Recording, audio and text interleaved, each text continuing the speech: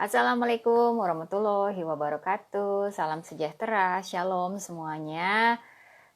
Kali ini Konseling Satir Indonesia bersama saya, Mira Baibana, founder dari Konseling Satir Indonesia, akan mengajak Bapak Ibu serta teman-teman sekalian. Wow, ini sudah ada nih Monlis Monday. Halo.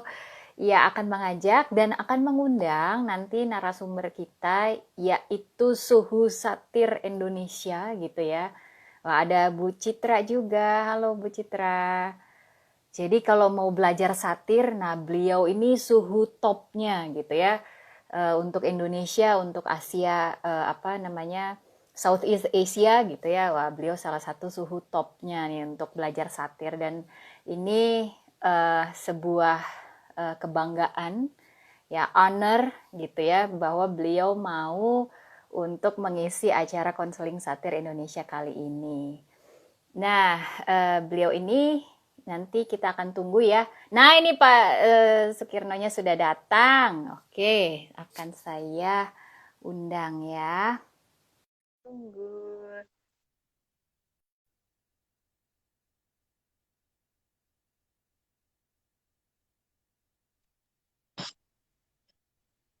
Halo Pak Kirno. Halo, Apa kabar? baik kabarnya. Terima kasih banyak untuk undangannya. Saya bisa Aduh, bicara saya di forum ini ya. Iya, saya yang bangga sekali nih Pak Kirno mau untuk mengisi acara kali ini. Nah, Pak Kirno, ini mungkin kita udah nggak ketemu, udah lama banget ya Pak ya, udah dari 2013 2000 ya, berapa? 2015 apa ya? Lupa deh itu terakhir. Waktu itu Barangkali. kita pernah ketemu di Grand Indonesia yang angkatan terakhir belajar satir sama Pak Kirno. Oh iya, ya itu mungkin sekitar 2015. Iya, 2015 ya. Iya, aduh udah lama. Pak Kirno Mm-mm. sekarang ini sibuk apa nih Pak Kirno? Sibuk ngurusin urusan orang. Hmm. Sibuk ngurusin orang. Oke, Iya, oke. begitulah. Satir masih jalan terus ya Pak Kirno untuk Iya nak ya. training-training? Ya. Training-training Hmm. sementara stop dulu. Oh, Ya. oke, oke. Mungkin tahun depan kita Karena akan mulai lagi ya. iya, nanti konseling Satir Indonesia ikutan ya Pak. Boleh dong. Iya, boleh, boleh. Oke, nah kesempatan kali ini kita akan ini ya lebih tepatnya Pak Kirno akan memimpin untuk membahas tentang prinsip-prinsip satir ya. Ada 16 prinsip satir dan ini seperti kalau kita bisa bilang filosofi dasarnya satir gitu ya. Atau Ya, gimana Pak Kirno? Mungkin Pak Kirno ya. boleh bisa mulai. Jadi begini, konseling itu ada macam-macam caranya. Betul. Si A punya caranya sendiri, si B punya caranya sendiri. Masing-masing orang mengembangkan tekniknya masing-masing. Ya. Hmm. Nah, ya ada yang namanya teknik, katakanlah seperti orang suka kenal namanya CBT, gitu, NLP Betul. lah, atau ada namanya eh, eh, terapi struktural, ya, ada lagi Hmm. terapi eh, hipnoterapi, macam-macam. Hipnoterapi, betul. Iya. Nah, masing-masing orang ini, masing-masing aliran ini, itu kenapa beda sih? Kenapa si A pakai cara gini? Kenapa si B pakai cara gini? Nah, itu semua disebabkan mereka itu punya semacam prinsip-prinsip yang membuat Hmm. dia jadi ke arah kanan, bukannya ke arah kiri. Kan kira-kira Betul. begitulah. Nah, Ya. dalam model konseling yang kita pelajari ini, yang namanya satir ini, itu ada prinsip-prinsip tertentu yang si pelakunya ini nih, praktisinya ini mesti setuju nih. Kalau nggak setuju, no way, Nggak nggak bisa. akan bisa kita lakukan hal tersebut. Ketika saya belajar satir, saya kemudian pergi ke satu negara namanya Maldives. Okay? Nah, di Hmm. Maldives itu, um, saya ketemu satu orang psikolog yang tanya sama saya, you belajarnya apa nih? Saya bilang, saya Ya. belajar model satir. Oke? Okay? Satir model. Hmm. Tahu nggak dia bilang apa? Dia bilang begini, kenapa pilih yang satu ini? Hmm. Ini terkenal paling susah. Ini dari Oh gitu orang dia yang bilang. punya, itu yang sudah psikolog senior, master di bidang itu psikologi dan sudah keliling kemana-mana. Dia mengatakan, inilah sebenarnya kalau bisa pilih, pilih yang lain ini sulit sekali. Ya. Hmm. Tapi ada penyebab tertentu kenapa saya ketika belajar pilih model ini. Salah satu Hmm. penyebabnya adalah karena model ini termasuk yang ramah kepada yang namanya Hmm. kerohanian.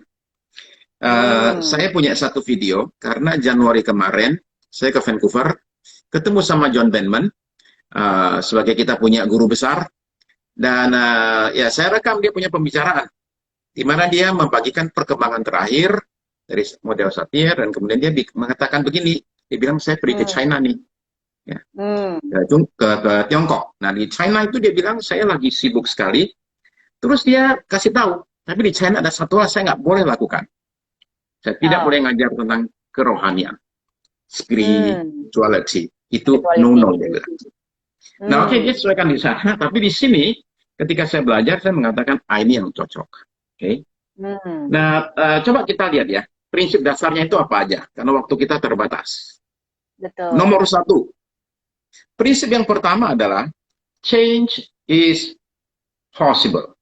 People. Perubahan adalah hal yang mungkin dalam diri seseorang. Oke, Betul. perubahan eksternal bagian luarnya itu terbatas sih, ya. Tinggi Hmm. badan dan segitu ya, segitu aja lah ya. Lalu kemudian bentuk kulit, bentuk mata, barangkali masih bisa diubah, tapi terbatas. Nggak bisa banyak-banyak. Betul.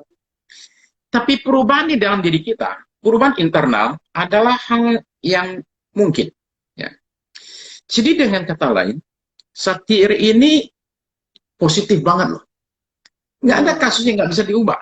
Semua itu bisa diubah. Keadaan di luar saya nggak bisa diubah. Tapi dalamnya saya bisa diubah loh. Ya. Saya mungkin nggak bisa mengubahkan suami saya. Mungkin nggak bisa. Tetapi saya kan bisa mengubah diri saya. Sehingga saya bisa menangani, punya cara lebih baik menangani situasi ini. Ya. Hmm. Kira-kira gitulah. Change is possible. Perubahan adalah hal yang mungkin. Itu yang pertama. Sama. Simple sekali. Ya. Uh, Dua. Oke. Ini yang kedua ya. Ini udah siap-siap nih modulnya Pak Kirno. Oh ya. Yang kedua Oke. adalah begini, kita semua memiliki sumber-sumber internal Hmm. yang kita perlukan untuk mengatasi masalah dengan baik dan untuk bertumbuh. Ya. Hmm.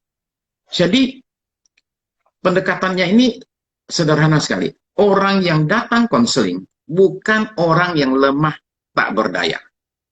Dia adalah Hmm. orang yang punya bekal dalam dirinya untuk dia bisa hadapi masalahnya nih. Dia punya contoh, dia barangkali punya ilmu, dia punya pengetahuan, dia punya pengalaman, dia punya sisi-sisi lain yang sebenarnya bisa dipakai buat nolong masalahnya nih, ya. Hmm. Nah, tapi karena sesuatu hal dia nggak bisa pakai nih ilmunya nih, nggak bisa kepake, ya. Nah, jadi tugas orang konselor adalah menolong orang itu menemukan ini nih, ilmu kamu ini, bekal kamu ini nih, pengetahuan kamu ini, itu bisa dipakai untuk menghadapi masalahnya. Nah, ini penting ya. Kenapa penting? Jadi kita melihat kepada orang yang kita konseling sebagai orang yang mampu, bukan orang Hmm. yang, aduh ini kasihan banget deh. Enggak. Yang kita Ya. konseling adalah orang pintar, bisa mikir, dan dia tahu sebenarnya cara untuk lepas dari masalahnya. Ya, Jadi nomor dua ya. mengakses potensinya gitu ya. Ya, dia punya potensi. Dia punya sumber-sumber di dalam diri dia yang bisa dia pakai. Ya. Hmm. Nomor tiga. Oke, tiga. Nomor tiga adalah begini. Kita semua memiliki sumber-sumber, kita memiliki pilihan-pilihan. Terutama ketika menghadapi stres. Ya. Kita mau Hmm. ingat dua R.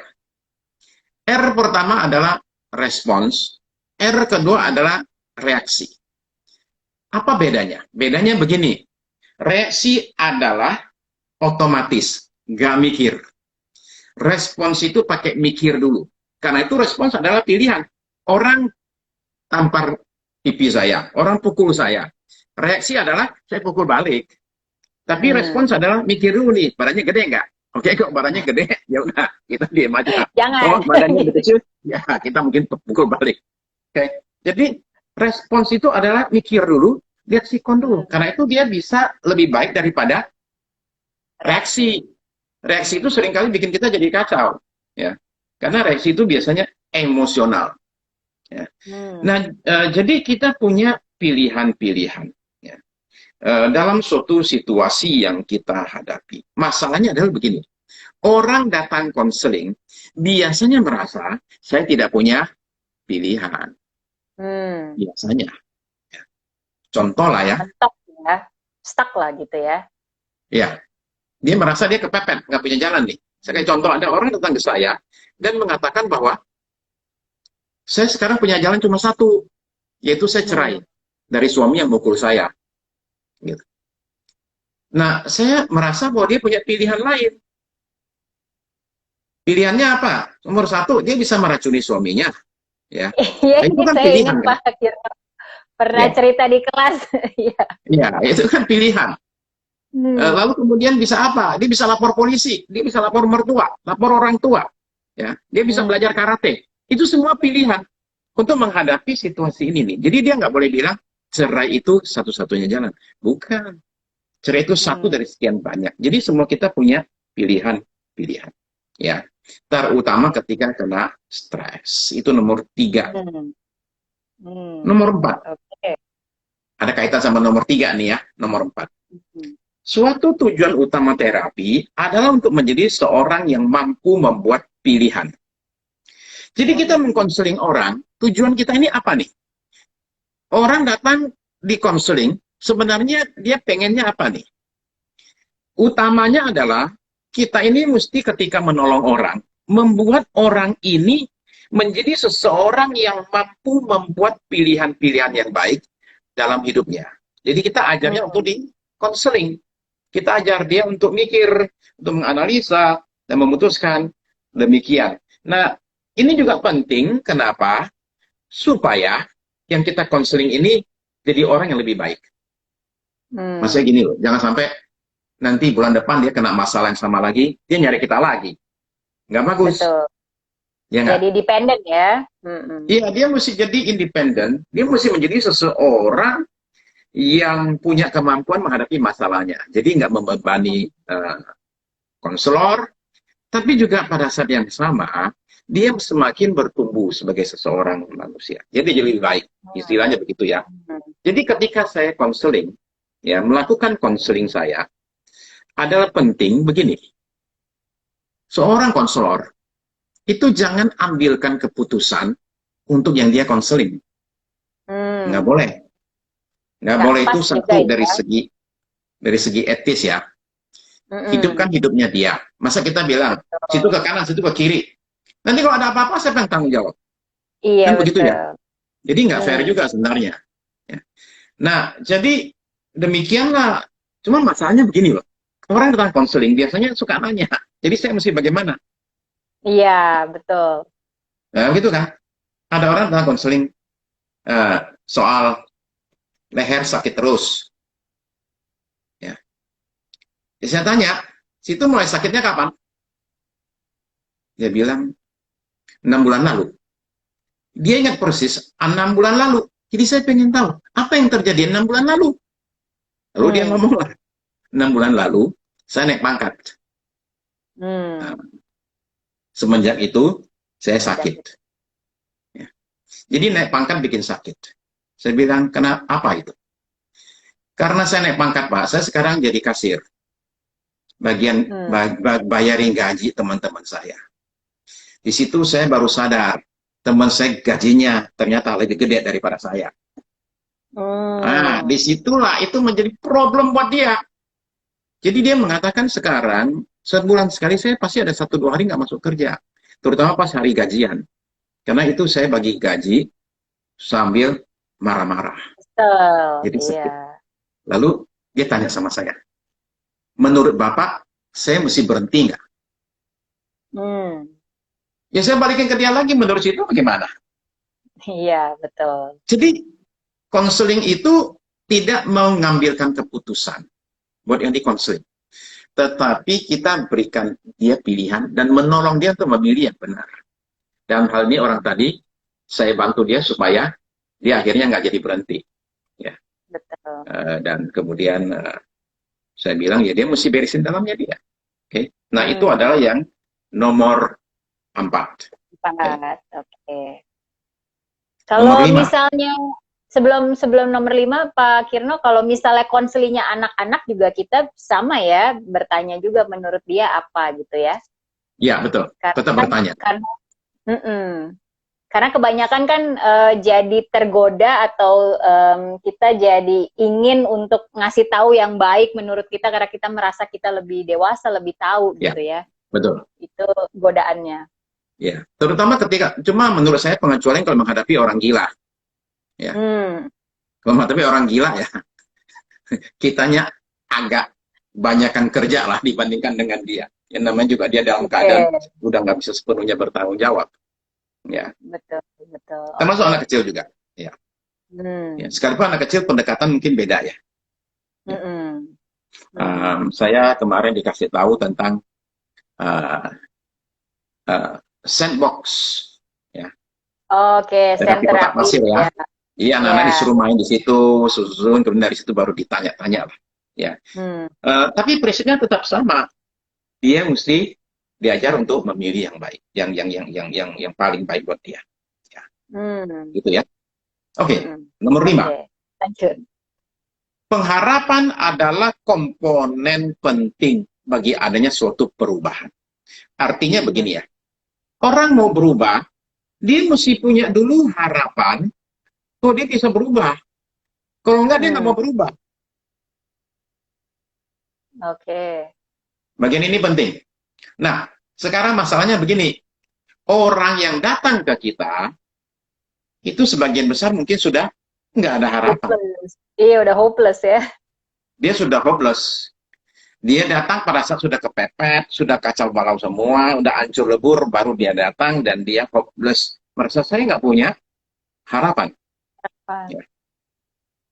Nah itu sebabnya seorang konselor itu pertama-tama nih perlu jadi orang yang optimis nih, orang yang Hmm. selalu berharap dan dengan demikian bisa minjamin harapannya nih ke yang dia konseling. Hmm. Oke. Ya karena dia datang dia nggak punya harapan. Jadi saya mesti pinjemin harapan ke dia, harapan saya ke dia, atau saya mesti bisa munculkan harapan dalam diri dia. Dari dia. Hmm. Iya. Nah, caranya bagaimana? Caranya ya, saya barangkali bisa membukakan pikiran dia. Contoh tadi itu, jalan cuma satu. Pilihan. Saya bilang ternyata enggak. Jalan itu ternyata ada 6. Ya, jadi tiba-tiba muncul suatu harapan. Tahu barangkali saya punya cerita tentang si A, tentang si B, yang ternyata lebih parah, tapi berhasil untuk ditolong. Ya, kira seperti Hmm. itulah. Ya, pengharapan itu Hmm. komponen penting. Gitu ya. Berarti harapan muncul begitu dia melihat ada banyak alternatif pilihan gitu ya. Ya, itu salah satunya. Kalau misalnya dia nggak punya harapan gitu. Ya, Mulai betul. dari situ dia bisa muncul harapan baru. Ya, betul. Hmm. Ya. Oke. Yang nomor 6 ya. Nomor Oke. 6 ini adalah ucapan Virginia Satir yang cukup terkenal nih. Hmm. The problem is not the problem. Coping is the problem. Hmm. Yang menjadi masalah itu bukan masalah itu sendiri. Yang menjadi masalah adalah cara kamu nangani masalah. Itu yang menjadi masalah sebenarnya. Hmm. Nah, jadi orang itu pertama-tama begini. Orang mulai dengan berpikir, the problem is the problem. Masalah saya adalah, ya ini. Ya, persoalan yang satu ini nih. Hmm. Soal pasangan saya selingkuh nih. Ini masalah saya. Nah, kita membawa dia untuk menyadari, the problem is not the problem. Masalahnya bukan masalah, tapi cara kamu nangani masalah. Hmm. Jadi dengan kata lain, ketika mengkonseling, yang saya perbaiki apanya? Yang saya perbaiki bukannya masalahnya, Itu nanti belakangan. Saya sekarang pertama-tama bantu dia untuk eh, mengubah cara dia nangani masalah nih. Saya kasih contoh ya. Ada orang datang ke saya dan mengeluh bahwa suaminya itu selingkuh dengan suster ya. Nah, itu masalahnya. Oke. Tapi menurut saya mesti beresin masalah satu lagi nih. Apa itu? Cara dia nangani masalah ini. Yang dengan apa? Hmm. Yang dengan ngamuk, ya. Yang dengan sakit hatinya, dengan emosinya, membuat suaminya malah tambah jauh. Jadi cara nangani masalahnya diperbaiki dulu. Hmm. Setelah itu, baru kita bicarain masalahnya. Ya. Jadi masalah yang pertama kita beresin, cara dia nangani masalah ini. Ya. Hmm. Gitu ya. Jadi karena Oke. itu, pendekatan daripada konseling model satir ini begini. Kita akan mulai dengan bagian dalamnya orang itu dulu. Hmm. Istilahnya inside out, bukan outside in. Bukan beresin yang di luar supaya saya tenang. Kalau suami saya berhenti selingkuh, baik lagi sama saya tenang. Enggak. Kita bikin sehingga dia tenang dulu, baru dia bisa beresin soal perselingkuhan suaminya ini nih. Ya. Jadi Hmm. inside out. Beresin dulu dalamnya, baru luarnya kita beresin. Ya. Ini Gitu ya. berkaitan dengan sumber internal tadi ya, berarti mengakses sumber internal supaya bisa Ya, menghadapi yang eksternal gitu ya. betul. Karena tidak Betul bisa sekali. mengubah yang eksternal. Eksternal itu yang kedua setelah yang internal ini diubah tadi, betul ya? Ya, ya. Hmm. Saya kasih contoh simpel sekali ya. Um, Umpama katakanlah orang datang dengan masalah bahwa dia jatuh ke dalam perselingkuhan. Hmm. Semua orang di dunia ini, siapapun juga udah tahu lah, selingkuh itu nggak boleh. Jadi Hmm. ini orang nggak usah dikasih tahu lagi. Aduh kamu ini, kenapa begitu? Itu Hmm. kan dosa. Nggak usah dikasih tahu. Dia sudah tahu sekali. Tahu. Hmm. Nggak usah bilang lagi, ini bikin hancur. Nggak usah lagi, dia udah tahu. Dan kemungkinan besar, dia tahu apa yang harus dia perbuat. Hmm. Dia tahu, saya mesti berhenti. Ya. Nah masalahnya, ternyata ada hal tertentu menghalangi. Nah tugas kita adalah menolong dia supaya dia bisa berhenti mengalahkan halangannya itu. Kira-kira Hmm. begitulah ya, cara kerjanya Ya, itu. oke. Jadi Nah jadi, dia satir model bisa. ini, satir model ini halus sekali. Hmm. Halus yang saya maksud adalah begini. Satir model ini nggak pernah loh nyuruh orang gini-gini, nggak pernah maksain orang, tapi dia lebih ke arah supaya dari orang tersebut muncullah suatu keputusan yang dia dapatkan dengan jalan dia bicara sama konselor nih. Oh pilihan A, gimana pilihan B, pilihan C, gimana. Akhirnya dia mengatakan, ya udah saya pilih yang pertama. Nah itu cara kerja satir model. Dia muter, ya Hmm. muter dulu dia itu. Nah tentu ada orang bilang gini, ya ada yang barangkali yang dengar bakal tanya begini nih, Pak, umpama contoh ibu tadi, Bapak bilang, ya, cerai bukan pilihan satu-satunya, juga bisa meracuni suami, okay? Juga bisa belajar karate. Gimana kalau dia mengatakan, wah, Bapak ini luar biasa, kasih saya ilham. Saya akan pulang dan saya akan beli racun-racunin suami saya itu. Nah, itu kalau gitu gimana tuh? Maka kemudian gimana kalau sudah demikian? Ya, apa yang harus kita lakukan? Kalau kita mengatakan pilihan di tangan dia, dia bilang kalau gitu saya akan racun. Ya, ini ada komentar nih Oh iya, dari ini siapa murid nih? saya, Javed Christian. Ya Veto. Oh, halo, salam Ya Veto. kenal. Ya Veto ada di Jogja, sekarang di Jakarta, dia banyak lakukan training-training. Tunggu desain pintar Hmm. untuk satu. Ya, Hmm. oke. Nah, jadi ketika seorang mengambil pilihan yang nggak benar, racunin suami, saya sebagai konselor itu mesti punya cara untuk menghandle itu. Apa yang saya Hmm. lakukan? Saya akan beritahu kepada dia. harga yang harus dia bayar. Kalau dia Lakukan itu. eh, milih itu, Meracuni. sampai akhirnya dia bilang, oh iya iya iya iya, jangan jangan jangan kalau gitu. Iya, saya kasih tahu. Kalau kamu ngeracunin suami kamu itu ya, polisi sekarang canggih nih, bisa ketahuan nih. Kamu masuk penjara, anak-anakmu udah nggak punya papa, nggak punya mama sekarang, terlunta-lunta, dibagi ke panti yatim piatu, besar jadi apa macam-macam lah ya. Nah, nah, sehingga dia mengatakan, oh iya kalau gitu jangan, ya saya pilih yang kedua. Sampai kita ketemu yang sebenarnya kita juga mau. Ya, dalam hal ini contoh lah ya, lapor sama mertua. Nah, di situ kita bilang oke, ya. Oke ya, begitu. Oke. Oke. Itu nomor 7 ya. Nomor 6.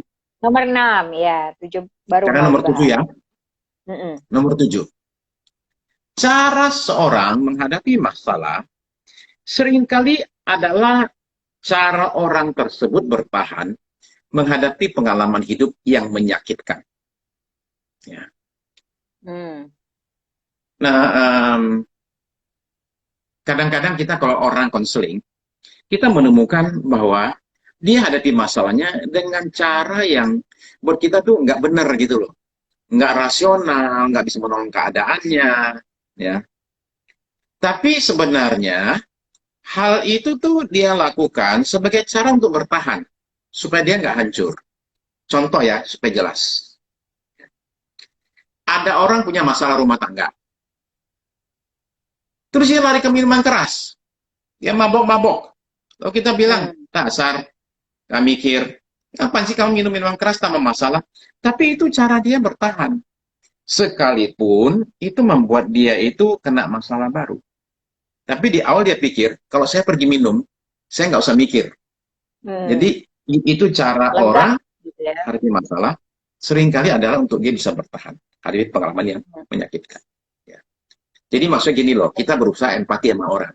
Jangan terlalu, apa namanya itu, marah-marahin orang. Judgmental, ya. Ya. Saya punya satu kenalan yang konseling dengan namanya model konfrontasi. Jadi kerjanya itu marahin orang. Diharapkan orang itu karena dimarahin terus lama nggak kuat, akhirnya ya udah ada saya berubah deh. Itu pendekatan dilakukan oleh ya acara TV oleh satu orang namanya Dr. Phil, ya. Nah, itu konselornya Oprah itu. Oprah Winfrey, oh iya iya. Yang Dr. Phil itu begitu marahin yang di depan TV, dimarahin sampai orang itu nggak kuat dimarahin, akhirnya mau berubah atau tinggalin studio, nggak kuat. Ada-ada aja ya, banyak pendekatannya. Nomor 8 ya, 8 ya. 8 itu bilang begini, kebanyakan orang memilih keadaan yang sudah dikenal daripada ketidaknyamanan yang diakibatkan oleh perubahan. Kalau dia berubah, ya. Ini atau terutama selama masa stres terjadi. Ini yang orang bilang mungkin bisa disebut dengan nama zona nyaman, comfort zone. Jadi ada orang-orang yang sadar nih, saya perlu berubah supaya masalah saya bisa diselesaikan. Tapi dia sadar, dia perlu berubah. Tapi dia nggak mau berubah. Karena kalau dia mesti berubah, dia mesti hadapi situasi baru yang nggak nyaman. Dia nggak mau. Ya. Saya kasih contoh. Ya. Katanya ada penyakit namanya sindroma kursi roda. Yaitu orang kalau duduk di kursi roda kelamaan, di awal itu dia masih bisa jalan loh. Cuma karena barangkali kaki agak sakit lah dan sebagainya gitu. Lama-lama didorong, dia keenakan di kursi roda. Ya.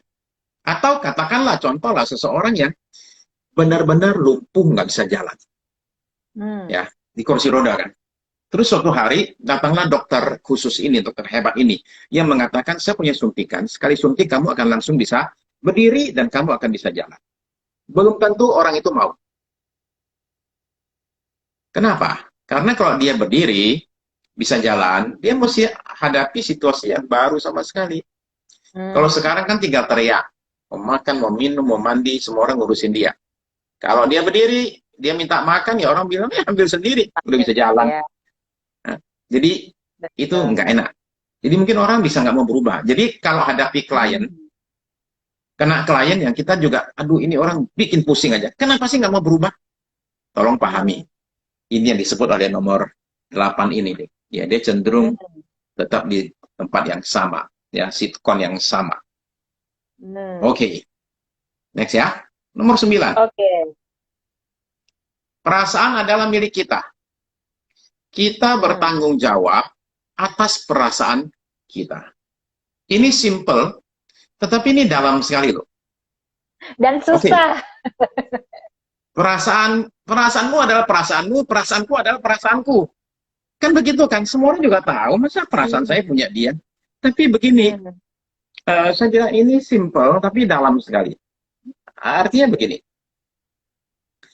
eh, karena perasaan adalah punya saya, maka sayalah yang mengendalikan perasaan saya. Saya kasih contoh ya. Umpama nih, Mira ini kan sering bantu ini guru-guru BK kan, guru-guru bimbingan konseling. Yang barangkali pernah bilang gini, kalian jangan ribut ya, jangan bikin bu guru pusing atau apa gitu, atau anak sama anak, jangan bikin mama Hmm. marah ya. Jadi yang bikin mama marah siapa? Anak itu. Demikianlah perasaan bukan lagi milik kita, tapi miliknya orang lain, dipegang oleh orang lain. Ibaratnya nih, kalau saya kayak contoh lah ya, remote control. Ya. Semua kita Hmm. ini punya remote control dalam diri kita. Nah, tombolnya itu macam-macam lah, tombol marah, tombol sedih, tombol jengkel, macam-macam.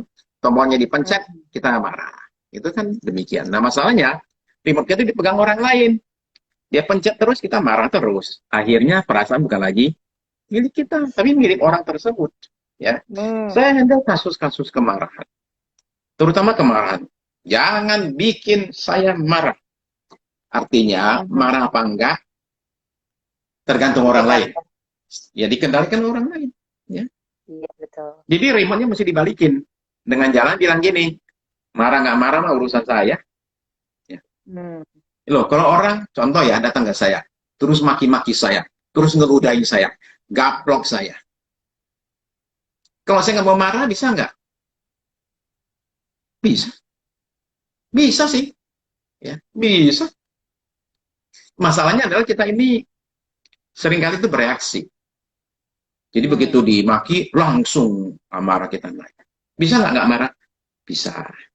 Ya. Tampar pipi kanan, jangan balas pipinya yang satunya. Tapi kita kasihkan pipi yang sebelah lagi. Ya. Dia nampar 2 kali dong, Pak. Ya, begitu. Ya. Oke, itu Oke. nomor 9 ya. Jadi saya sedih Oke. atau saya marah, saya jangan salahin orang lain. Saya jangan bilang gini, Hmm. kamu sih bikin saya sedih terus. No, no, no. Sedih itu adalah keputusanmu sendiri, pilihanmu, bukan orang lain yang bikin. Ambillah kembali remote control itu. Ya. Itu nomor Oke. 9 ya. Hmm. Ya. Oke, sekarang kita ke nomor 10. 10. Hmm. Kita tidak dapat mengubah masa lalu. Tapi kita bisa mengubah dampak masa lalu terhadap diri kita. Ya, dampaknya bisa kita ubah. Masa lalu sudah lalu, mau diapain lagi? Ya, nggak bisa diapa-apain. Nah, saya nggak bisa apa-apain masa lalu saya, tapi saya bisa mengubah dampak masa lalu, karena masa lalu itu dampaknya itu besar sekali buat saya. Ya, bukan masa lalunya yang saya ubah, tapi dampaknya. Ya. Contoh umpama ya, ada orang begini, waktu kecil dipukul sama orang tua, ya, wah dipukul keras sekali. Ya. Sampai sekarang kalau ingat kejadian itu masih marah. Hubungan sama orang tua tidak bagus. Nah, oke, orang ini nggak bisa mengubah fakta pemukulan itu, udah terjadi. Dia nggak bisa batalin kayak apapun juga. Ya. Yang bisa diubah itu apa? Dampak dari pemukulan itu, yaitu saya marah sama hubungan Hmm. terganggu. Nah, itu yang bisa diberesin. Ya. Hmm. Ketika saya dulu di konseling di kelas, yang konseling itu guru besar kita nih, John Benman. Dan Dia mau benar. konseling saya.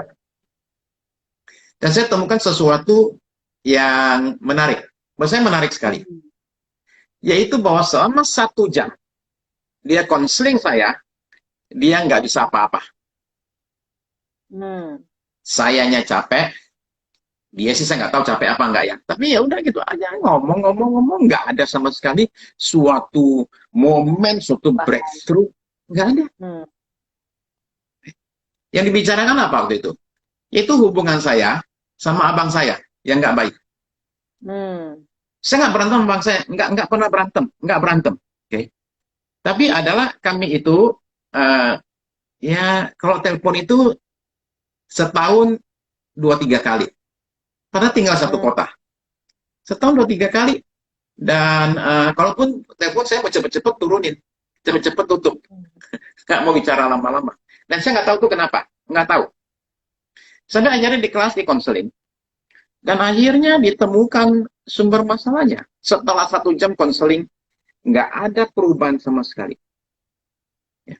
Sabar Akhirnya juga saya ya satu sama, jam. iya bayangin ya, Sabar itu juga master loh. gentleman.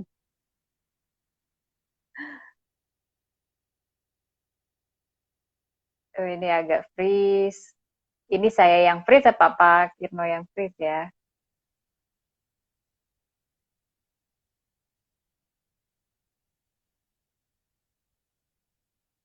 Sorry Pak Kirno tadi agak freeze ya, nggak tahu saya yang freeze atau Pak Kirno yang freeze ya. Kenapa? Oh, Tadi di agak freeze Mira yang ya. screen. Iya, saya ya. Oke, oke. Ya, oke. Tadi agak putus sedikit. Oke. Ya. Nah, anyway, jadi akhirnya demikianlah.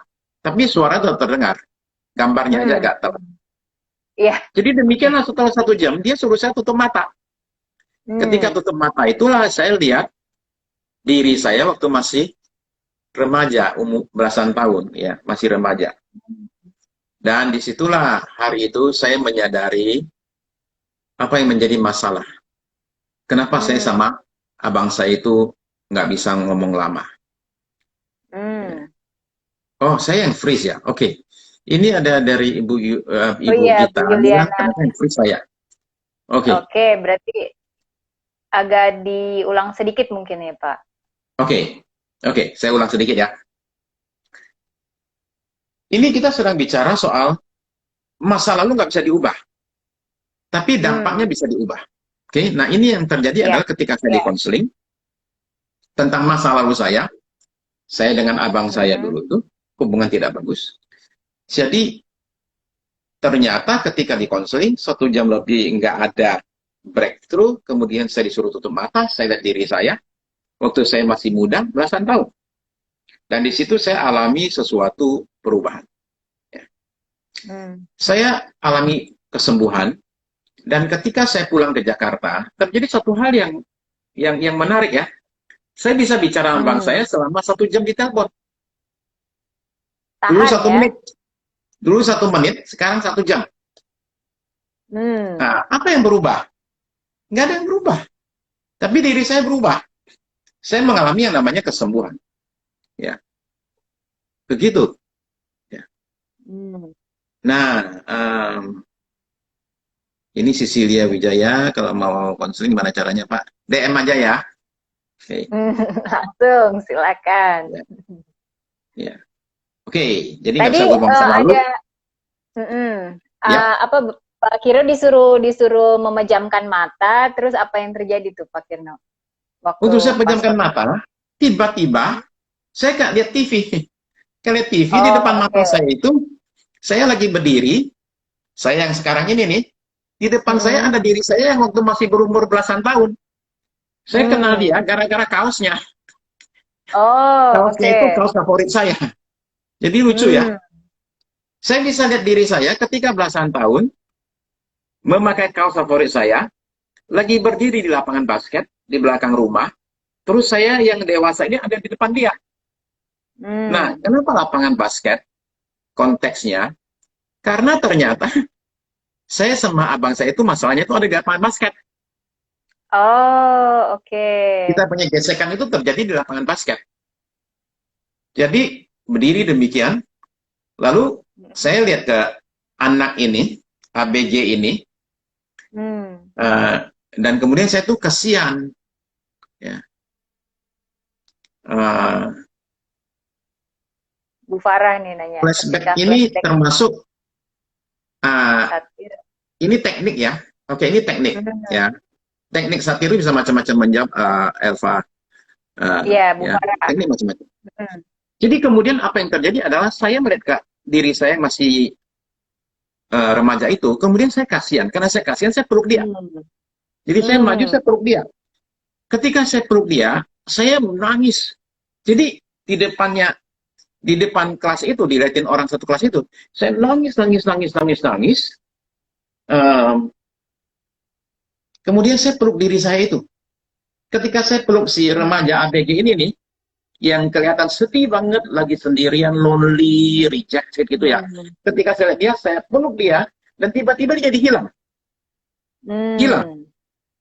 Hilang, dan kemudian saya buka mata sambil nangis.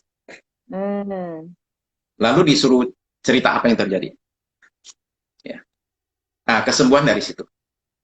Ah, Ya, oke. ya ini kita dapat akar masalahnya kira-kira seperti demikian lah. Ya, Hmm. oke. Hmm. Itu nomor 10. Ya. Nomor 10, betul. Jadi Oke, nomor dampaknya 11. ya dalam dalam sesi itu dampak masa lalu jadi berubah ya, Pak Kirno, sehingga Ya, menghadapi kakak jadi lebih tahan untuk komunikasi lebih lama gitu ya. tiba-tiba terjadi sesuatu koneksi yang nggak pernah ada sebelumnya. Saya sama kakak Hmm. saya itu mesti ketahui bahwa kami berdua ini itu tidur satu kamar dari saya kecil sampai saya kuliah. Tidur Hmm. satu kamar, dekat sekali. Ya. Kemudian ketika kami merantau ke Jakarta, kami tinggal satu rumah. Jadi ini bicara Hmm. hubungan yang dekat sekali, tapi somehow tiba-tiba jadi ada jarak yang susah Oke. dijelasin. Hmm. Pak, kisah Eleanor Roosevelt mengunjungi rumah sakit jiwa bisa diulangi, lupa saya. Ibu Cincong. Sinjong ini, Atau mungkin bapak. kita, oh Bapak, sorry, saya pikir Ibu. Atau mungkin kita selesaikan dulu prinsipnya baru, atau ini ada hubungannya Pak Kirno, kisah Eleanor Roosevelt ini. Ya, kira-kira soal Eleanor Roosevelt itu adalah soal pilihan. Jadi Hmm. Eleanor Roosevelt ini, waktu jadi istrinya, waktu suaminya masih jadi gubernur, Franklin Delano Roosevelt, jadi istrinya Hmm. ini mengunjungi rumah sakit jiwa, mau sidak, mau lihat keadaan gimana. Hmm. Nah, waktu dia masuk ke rumah sakit jiwa itu, dia itu dibawa oleh satu anak muda untuk keliling, dianterin lah, dikasih tunjuk lah rumah sakit kayak gini-gini, Hmm. ini ruang pasien, ini ruang admin, macam-macam lah. Lalu setelah selesai dia mau pulang. Pas mau pulang, anak dia terima kasih sama anak muda ini. Dia bilang terima kasih ya, saya sudah diajak keliling. Anda kerja di sini? Anak mudanya bilang enggak, saya pasien di sini. Nah, Oke, kagetlah si Eleanor ini, ya ampun, Kak, Anda nggak gila katanya. Dan dia bilang, saya iya. memang nggak gila. Saya adalah Hmm. korban keserakahan dari keluarga papa saya. Papa meninggal, warisan kasih ke dia. Tapi yang lain bilang, Hmm. wah ini warisan ini kalau kasih dia, bisa habis nih. Jadi mereka bawa dia ke rumah sakit jiwa dan menyatakan dia gila. Demikianlah dia yang Hmm. waras jadi gila atas pernyataan keluarganya. Jadi dia cerita demikian, Eleanor Roosevelt bilang gini, oke, kasihan kayak gini, hari gini istilahnya ya, hari gini masih ada yang kayak gitu, kebangetan. Hmm. Terus dia bilang begini, jangan khawatir, saya sebenarnya Eleanor Roosevelt, karena waktu masuk dia nggak kenalin dirinya. Saya sama Hmm. Eleanor Roosevelt, Roosevelt gubernur itu suami saya. Nanti saya pulang ke Hmm. rumah, saya kasih tahu sama dia supaya kamu dilepas, segera dilepas. Hmm. Terima kasih lah ini si anak muda ini. Nah, nyonya Hmm. ini bilang nggak apa-apa ya. Ya. Terus dia mau pulang, mau turun tangga. Dari belakang, dia ditendang sama anak muda itu. Wah, ditendang, si nyonya ini kaget. Dia bilang, Hmm. kenapa kamu tendang saya? Saya kalau jatuh tangga, saya bisa mati, tahu nggak? Hmm. Anak muda menjawab, dengan segala hormat, Nyonya Roosevelt. Saya tendang Anda, supaya Anda nggak lupa aja sama saya. Ya. Udah ditendang nggak lupa. Banyak orang janji mau bantu saya sampai di luar lupa. Anda sudah saya tendang nggak bakal lupa seumur hidup sama saya. Wah, ini yang betul nggak gila tuh orang, ya nggak? Itu ceritanya Eleanor Roosevelt. Oke. Mari kita ke nomor 11 ya. Nomor 11. Oke. Oke. Menghargai dan menerima masa lalu meningkatkan kemampuan kita untuk menghadapi masa depan. Saya ulang ya. Menghargai dan menerima masa lalu meningkatkan kemampuan kita untuk menghadapi masa depan. Jadi, jangan mencoba mengubah masa lalu. Diterima aja dan dihargailah. Bagaimana bisa menghargai masa lalu umpama peristiwa yang kelam sekali? Ya. Seperti saya lah, anak saya meninggal. Ya. Bagaimana bisa menghargai masa lalu itu? Yaitu dengan jalan menjadikan pengalaman buruk di masa lalu sebagai pelajaran. Yang bisa membuat kita jadi orang yang lebih baik. Jadi kita akan lihat ke masa lalu mengatakan, oke lah, not bad lah. Ya, saya belajar jadi orang lebih baik karena peristiwa itu. Ya, itu nomor 11. Oke. Kayaknya waktu kita oke ya. Nomor 12. Ya. Nomor 12. Proses adalah jalan menuju perubahan. Ya. Cerita itu membentuk konteks di mana perubahan bisa terjadi. Maksudnya begini. Orang berubah itu perlu mengalami proses. Ya. Baru dia bisa berubah. Nah, proses ini itu seringkali dipotong. Kita nggak mau liatin proses. Jadi kalau contoh ya, suami istri berantem. Atau orang tua anak lah ya, berantem. Contoh orang tua anak lah berantem. Apa yang kita lakukan? Kalau kita jadi konselor, kita bilang sama anaknya, kamu ini kecil-kecil kok gitu sama orang tua, nggak boleh. Sekarang ini cium tangan mama. Oke? Sekarang kamu minta ampun sama mama. Kamu nggak boleh gitu, tahu nggak? Oke? Nah, jadi si anak itu karena kita suruh, ya dia cium tangan mamanya lah. Kita bilang udah selesai, masalahnya beres. No. Belum. Ya, itu baru di permukaan. Ya. Ini baru permukaan. Oke. Mira, ini ada permintaan nih, supaya tolong di-save di IGTV. Iya. Iya, save. Akan di-save di IGTV. Ya. Nah, jadi, orang kadang bypass proses. Bagi orang-orang tertentu, cara bypass yang apa namanya yang sering lakukan itu adalah mereka itu nggak mau bicarain. Gitu. Udah lupakan aja, udah selesai, udah beres. Itu bypass. Ya. Terus langsung ditambah harus bersyukur lagi gitu ya, Pak? Ya. Ditambah harus bersyukur gitu ya.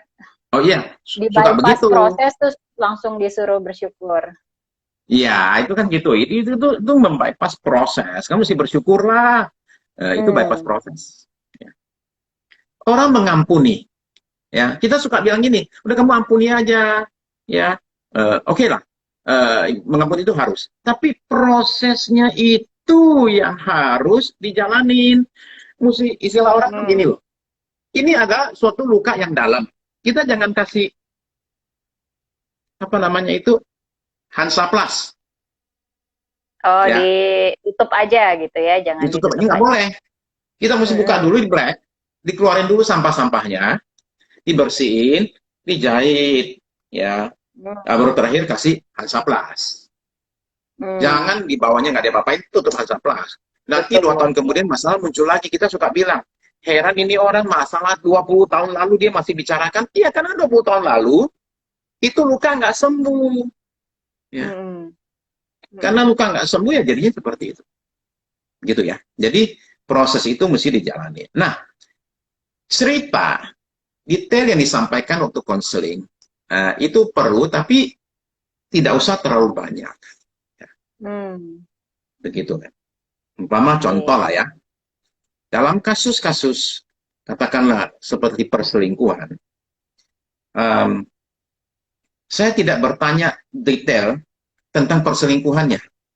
Ya, saya nggak tanya Itu pasangan yang satu teman selingkuhnya itu kayak apa sih orangnya gitu loh kan? Seperti apa? Tinggalnya di mana? Saya nggak nanya itu karena saya nggak perlu itu. Ya. Hmm. Saya cuma ingin tahu ini kali keberapa. Dan detail yang saya rasa penting saya tanyakan. Kalau nggak penting saya nggak nanya. Ya. Jangan terlalu banyak cerita. Maksudnya demikian. Ya. Hmm. Tapi prosesnya itu yang penting dibawa kepada perubahan. Betul. Karena konseling Oke. jadi terjebak ya dengan detail-detail, malah nggak ada proses perubahan yang berarti, hanya karena mengulang cerita aja terus ya. Iya. Pernah ada satu Jebakannya. orang konseling ke saya. Dia cerita Mm. masalahnya. Dia cerita selama hampir 1 jam. Hmm. Ya. Setelah 1 jam dia bilang begini, Pak, Bapak pikir saya nggak capek ya cerita ini ya? Saya sudah cerita ke 49 orang, Bapak nomor 50. Saya dalam hati mikir, Bapak nggak Ah, mikir saya juga capek dengerin cerita Bapak. Tapi ini dulu oke. ya, dulu waktu saya belum Hmm. belajar satir. Jadi biarin orang Oke. cerita. Ya. Ah, ya. Sekarang akan Ini saya potong, bedanya akan ya. saya potong, saya akan cut, cut, cut, cut. Oke. Hmm. Oke, nomor 13. Sekarang Oke. 13. Ya, masih ada 4 ya. Oke. Kita punya 10 menit. Ya, We'll make ya, it. oke. Cara orang menangani masalah adalah gambaran dari tingkat gambar diri seseorang. Cara orang Hmm. menangani masalah adalah manifestasi dari tingkat gambar dirinya. Ya. Hmm. Makin tinggi dia punya gambar diri, harga diri, dia makin bagus cara menangani masalah. Ini perlu contoh supaya jadi clear. Ya. Contoh ya, saya nggak diajak nonton oleh teman Hmm. baik saya nih. Ya. Dia pergi nonton, dia nggak ngajak saya. Ya. Pada orang yang punya gambar dirinya itu rusak, dia akan bisa marah-marah, bisa murung berhari-hari. Kenapa sih nggak diajak? Ngakunya teman baik. Kok dia nonton nggak ngajak saya? Udah tahu saya suka film itu, gitulah. Tapi bagi Hmm. orang yang punya gambar diri yang baik, ya biasa aja lah, bisa terjadi aja ya. Atau mungkin dia pengen sendirian, mungkin dia sama si orang tertentu, mungkin dia ada banyak kemungkinan. Dan saya nggak harus mengatakan bahwa dia menghina saya lah, nggak mau berteman lah. Udah besok akhirnya saya Hmm. blok dia di medsos saya. Kan Hmm. nggak harus demikian. Ya, jadi Betul. begitulah semakin seseorang punya gambar diri yang sehat, dia makin bisa handle hal-hal demikian. Hmm.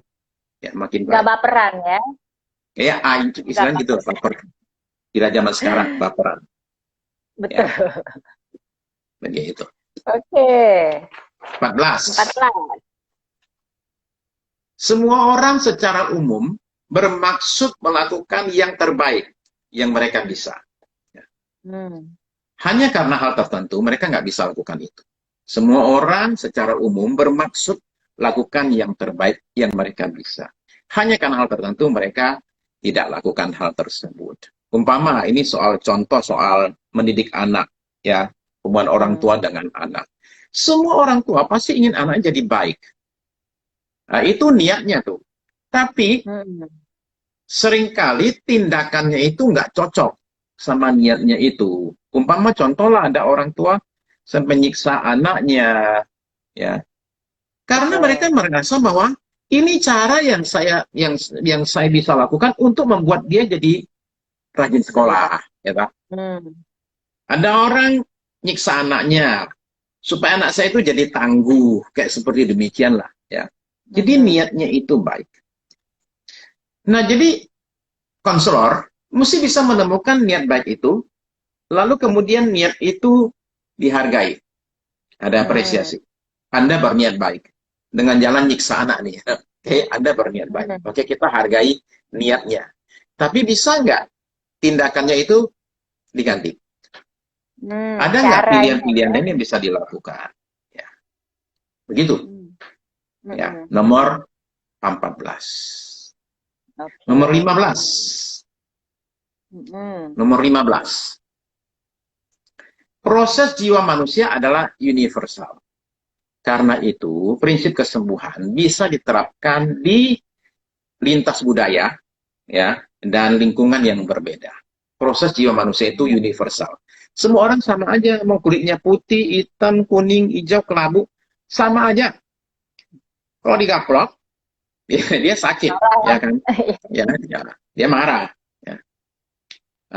Kalau dihina, dia terluka. Semua sama aja, nggak peduli bule ya, atau warna kulitnya apa seperti apa. Semua manusia, apapun Mm, suku dan rasnya, sama aja. Jadi karena mm, itu, proses ini, konseling terapi ini, bisa diterapkan di mana-mana. Nah mm, ini menolong saya nih. Saya mm, konseling ya orang dari Indonesia, orang Singapura, orang Malaysia, orang Hong Kong, orang Jepang, orang Amerika, ya, orang Australia, segala macam. Ya, saya akan konseling orang dari semua macam background, dari contoh lah yang beragama sampai ke yang ateis. Saya mm. konseling nggak? Saya konseling ateis, ya, dan nggak jadi masalah. Saya bisa terima ateis sekalipun, saya terima apa Mm, adanya. Ya, kalau dia mau konseling, saya akan terima. Begitu. Oke, terakhir ya. karena prosesnya sama ya Pak, tetap menemukan akar masalah dan Ya, membantu menemukan potensi gitu ya, betul. mau dia Ya, orang apa gitu ya. betul. Ya. Jadi ini Oke. mudah-mudahan ini yang belajar konseling satir dari Mira ini bisa punya kepercayaan diri untuk Hmm, berani lakukan apa yang perlu dilakukan. Ya, betul, kita tidak betul. harus takut wah ini orangnya beda nih gitu. Enggak, sama aja, Hmm, sama aja. betul, betul, betul. Karena Oke. prosesnya universal ya. Iya. Oke, terakhir. Oke, terakhir. Ya. Sarana atau alat kesembuhan yang terampuh di ruang konseling adalah pribadi sang konselor. Ini Nah, ini menarik. dalam ini. Ya, Iya, betul. ya. Begini, kita ini belajar ilmu konseling, teknik konseling. Hmm, Tapi sebenarnya ujung-ujungnya itu bukan itu yang paling penting sih. Tapi pribadi hmm, kitanya ini nih. Ada orang nggak pernah belajar ilmu konseling, tapi banyak orang nyari dia, suka ngomong sama dia, hmm, merasa ketolong sama dia, ya. Jadi semua ilmu yang kita pelajari itu hmm, nggak banyak gunanya kalau kitanya ini belum beres nih. hmm, Istilahnya kalau bicara contoh ya, kita ini mau nyapu nih ya, sapunya sendiri belum bersih. Ya gimana mau membersihkan? Jadi sapunya mesti bersih betul. dulu baru bisa menyapu. Ya. Hmm, Nah, itu sebabnya menurut saya kenapa belajar konseling satir itu menjadi sesuatu yang berbeda dengan yang lain. Karena dalam ketika orang belajar konseling model ini, orang tuh belajar kesembuhan diri sendiri dulu nih, menyembuhkan diri iya. sendiri nih. Ya. Hmm, Saya kasih list ya, apa saja yang sembuh dalam diri saya ketika saya belajar. Nomor oke. satu, saya sembuh dari peristiwa anak saya meninggal, yang saya tangisi Hmm, bertahun-tahun sampai 7 tahun. Ya. hmm. Saya sembuh dari satu hal, yaitu tentang hubungan saya dengan uh, abang saya. Kakak Ya. tadi. Hmm. Saya menjadi orang yang menurut saya nih, sekarang ini sabarnya asli. Dulu palsu. Hmm. Ya. Dulu saya sabarnya lebih ke arah, lu tahan, tahan, lu tahan, tahan, tahan, tahan. Hmm. Sekarang menurut saya lumayan lumayan asli lah dibandingkan dulu ya, bandingkan dulu. Hmm. Sekarang sabar beneran. Ya, jadi semua itu pengaruh ke kita. Nah, karena itu, kita itu ketika belajar konseling ini, kenapa di kelas itu ada praktek konseling? Supaya kita semua Hmm. diberesin. Nggak mungkin 100% beres, tapi gede-gedenya udah nggak ada lah. Ya, yang gede-gede udah Betul. nggak ada. Oh, Sebab seorang Pak Tirno, konselor, ini sudah ada hitungan mundur 22 detik.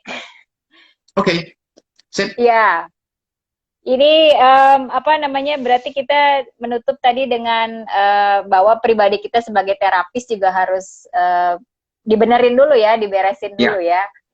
betul. Oke. Oke, terima Betul. kasih Pak